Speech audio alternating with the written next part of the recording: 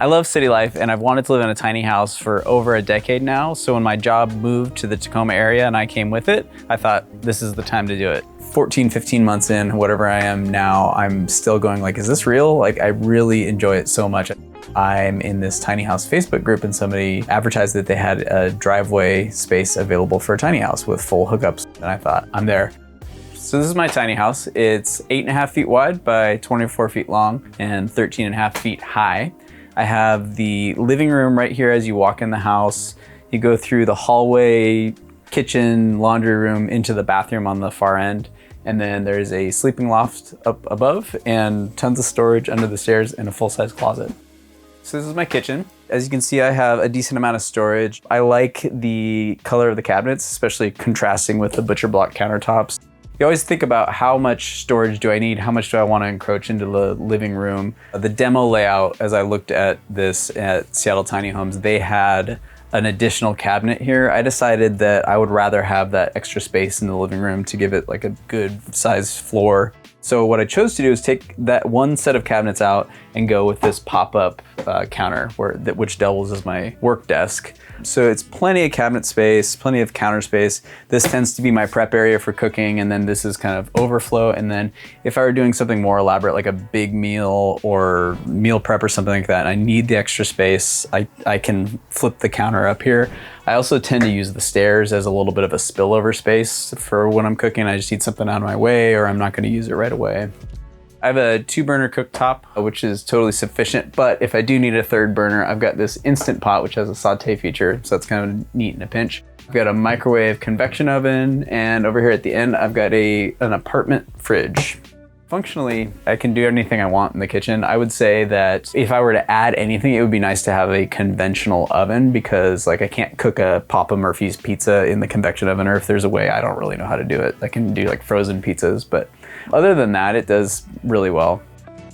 In my kitchen hallway, laundry room hallway, whatever you want to call it, it's obviously multifunctional. The storage in it is great. I have a full-size closet here, and then I have a lot of like outdoor hobbies. This tends to be sort of my utility bin here, where in the winter, this is like my ski base layers and ski related stuff. In the summer, it's more like, you know, exercise clothes for the various activities I would do in the summer.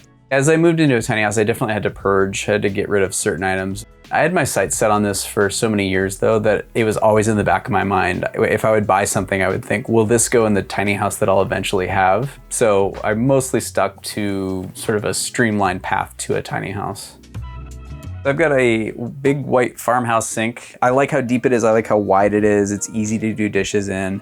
I don't mind doing dishes. I guess in the places I've lived historically, it's been about 50-50. Some have had dishwashers. Others I'm washing dishes by hand. I don't really mind it. I have this dish drying mat, which works really well. It's got a special stone in it that absorbs water really efficiently. The other thing that I always consider is I really like the concept of the function of something in my house, but also I want it to look nice. So I really like the white sink and how it contrasts with the color of the cabinets. I asked them specifically to bring the lip above the line of the counter because I think I wanted to bring the sink into play a little bit visually and give it a little pop to the area. And then for the fridge, it's a good sized fridge. They call it an apartment fridge. It's sufficient. There are times when it's packed to the gills, but that's not very common. It's, you know, good size for me living solo here in a tiny house. And I have a combination washer dryer. You do have to do smaller loads, so I'm doing laundry very frequently, but it's really okay because the neat thing about a tiny house is everything's within arm's reach. So I'll be here preparing something in the kitchen and I think, oh, I need to do laundry, better turn around. Everything I need is here. I tend to hang my shirts because I'm like just barely a medium, but I hang them right there. The dirty clothes bin's here, the closet's here. So everything is very close by, which makes it feel way less laborious to do laundry.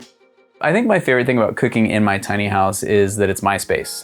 Things get to be where I want them to be. If something's out of place, it's because I left it there. To me, everything has a place, so I know where things are, and that makes it, you know, it's fun when you're starting a project of any sort, like cooking a meal even, just if you know where things are and they're easily accessible. So as you follow through the kitchen hallway, we're in the bathroom here. And the bathroom is approximately 8 feet wide by about 4 feet. So I feel like it's a good size. I'm not really wanting for more in it. I feel like I can function and move around pretty comfortably. Also considering that every inch I add to one space of the house is an inch you take away from another space. So I feel like I hit the sweet spot. I have a conventional flushing toilet, sort of standard vanity. I specifically went with a sink with a little bit of a ledge on the side so I can store things. And I have a half bathtub shower that I really like. I've got glass tiles in it, which were actually a housewarming gift from my parents. It's one of my favorite features of my house. I just think it's this beautiful blue that works really well in the bathroom. This house is built with SIPS panels, which stands for structurally insulated panels. So they're actually built off-site from where the tiny house itself was built to the specs of the house. The great thing about SIPS is not only from a builder's perspective, it is really quick to assemble, but from the end user product perspective, they're extremely efficient from an energy and a sound insulation perspective. So taking that into account, there's this little hidden gem in the bathroom, which is my medicine cabinet is behind my barn door. We decided to place it here rather than behind the mirror like you'd conventionally find medicine cabinets, because with SIPs, one of the key elements is you really need to not break the insulation barrier. Otherwise, you'll start to get cold in from the outside because the outside is just on the other side of this wall. You could get moisture and then all of a sudden you're getting mold. So in an attempt to prevent that, we moved the medicine cabinet here behind this barn door. I also really like the barn door. In particular, it's more of like a closet door in that you don't see any of the hardware. It's hidden behind this paneling here. I definitely wanted a like sleek, clean, modern look in the house. I didn't really like a lot of the barn door hardware that you see in a lot of houses that's very big and bold, and that's the statement of the hardware. Here, it's just hidden behind this, so I really like the layout. It took a while to get into a tiny house. I initially set out on this journey thinking I would build the house. You know, it was meant to be very difficult to do on your own, but totally worth it. So I started saving money for that, and then thought about, you know, where do I build it? Where do I put it? So all those head scratchers that everybody goes through in this process. And in the meantime, while I had this savings built up and ready to go, or, you know, getting closer, my life just was turned upside down when COVID hit. At the time, I worked seasonal jobs and I had a bunch of different jobs that all went away right when COVID hit. I actually was diagnosed with an autoimmune disease. My savings turned into debt, and my life was just like totally thrown around. And so my world just changed.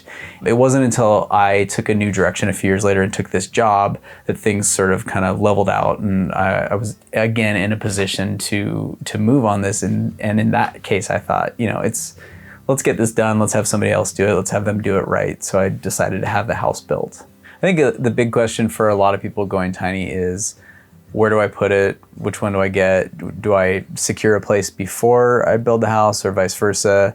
And for me, I definitely felt like it was more important to know where I was going to put it before I had one built or purchased one secondhand or whatever I would have gone, whatever route. For me, I found the spot. And that's as I moved down to the South Sound area for a job, was looking at apartments and nothing appealed, and I'm in this tiny house Facebook group, and somebody advertised that they had a driveway space available for a tiny house with full hookups, water, sewer, electric, 50 amp power, parking space, and I thought, I'm there. So I drove down from the northwestern part of the state that very night to come look at the space, and I said, I'll take it. I ended up paying rent on it for almost a year before I had my house, because I knew I found a gem. It was in an area where I wanted to live.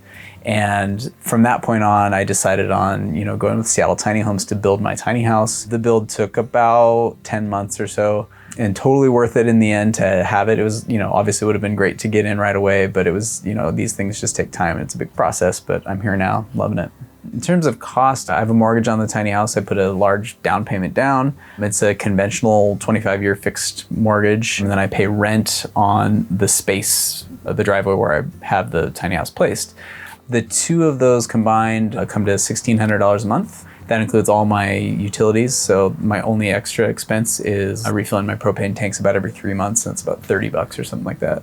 In terms of what I would pay for rent in this area, I think I save a considerable amount, especially when you account for all my utilities being included in that. The savings are great, but that's definitely not my rationale for living in a tiny house. That's just sort of the icing on the cake. I just really like tiny houses. I think they're cool. I don't know how long I'll live in a tiny house. I've been here a little over a year and it has certainly exceeded expectations. I mean, it's possible I'll live in a tiny house my whole life, or it's possible in a couple of years I'll go, I'm done with that phase of my life. But right now I'm really enjoying it. We're in my living room. I like that you walk in the house and you walk right into the living room. It's my favorite space. It's the space I spend the most time in the house by far. In particular, I like that it's a big wide open floor. It always kind of bothers me when I see a tiny house and they have their counter jut into the center line of the house. So I feel like I'd have to walk around something. I very specifically wanted the layout where the living room is on one side of the house, the bathroom is on the other, both because I don't want like bathroom noises, if somebody's over right next to the living room, but also I wanted the living room on this end of the house to feel like if there is another person here, they can feel comfortable sitting over here and people can kind of walk around the other part of the house and not feel like they're sitting right in the middle of the house and people are walking past them. And I can actually host in a tiny house. I have really great neighbors and we have this cool tradition where each of us takes turn about every 3 weeks hosting the other neighbors for dinner, and I actually host here. I can get like 7 or 8 people in here. It's tight, but a cozy space, so it works. I added a little shelf. I guess it's like strong enough to be a separate loft, but it is solely for storage. You wouldn't want to probably put a mattress up there and risk sleeping up there. It's actually kind of nice because with all the height in here, as I'm laying on the couch, it almost creates this like cozy little den area, and yet it still keeps the height up there so I don't feel too encumbered. Moving in was kind of an interesting puzzle because I didn't have a couch and I had a living room full of boxes that were stacked, and I was sitting on lawn chairs as I found places for things. I had a pretty strong vision of where things were gonna go, but of course, when you get into the new space, there's all these different obstacles and opportunities that you don't think of, so it was kind of a neat puzzle. It took about a month or two to really sort of get things in their place, and then as I've lived here over a year, the journey continues, and that's one of my favorite things about living in a tiny house or any space really, is just thinking about where do I put things so that they're out of the way, they're kind of easily accessible, there's some logic to pairing like things together. And I feel like I'm in a pretty good place there, but it's gonna continue. One thing I love and has been a big journey in the house is the lighting. I have a ton of windows, so during the day, there's this really nice natural light that filters through these shades in the windows, which are open. At night, it was kind of a long journey in getting the right lights for the place because I really don't like overhead lights. They're just, even the soft ones are just like really abrasive to me. So I had to find lights with limited space because every table lamp, wants a big side table, and that wasn't an option for me. So I found this light, which is actually meant to be put on the wall, but somebody I knew had a good idea. I had these little plant shelves and they said, well, just put it on the plant shelf. And all of a sudden we had a solution. For some reason, somebody manufactured this tiny table here that this little light that casts onto the wall could go on. I also added an accent light below the kitchen cabinet for a little pop of light there. Well, I have probably 15 little lamps throughout this house, and I use them almost exclusively. The only time I ever turn an overhead light on is if I'm doing a project and I really need to see really well. This is my sleeping loft up there. I've got a queen mattress that's just placed on the floor. It's pretty comfortable. I do have some extra storage up there, and it's funny, you envision how you're gonna use a space and then what happens when you actually get in that space. For whatever reason, I always thought I would get dressed upstairs in the loft because I think my brain thought, well, your clothes go near where your bed is because you get dressed in your bedroom, and then I realized like that doesn't make any sense at all, so I get dressed in my kitchen. But what I ended up storing in the extra storage up there was like towels and extra sheets and bedding type stuff that I don't access as much. In a small space, it's fun to get creative. I had these reference books that needed a home, so I just found that a little monitor stand plus some bookends makes a reference bookshelf. I absolutely love living in a tiny house. My thing that I like the least is lack of headspace in the loft. It's not a huge deal because I typically just sleep up there and that's really all it's used for, but it would be nice to not hit my head so much. That said, if I were to build another 24-foot tiny house, I would still go with a sleeping loft because it's just one of those things, what living situation is perfect.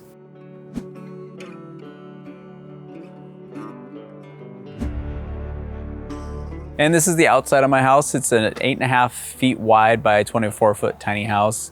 Some of the appliance components are out here, like the AC compressor is out here for the mini split that's inside. And then behind the house is a little cubby area that I call the garage, which houses the propane, which fuels the on-demand hot water heater. I chose a blue paint for the house because I really like blue.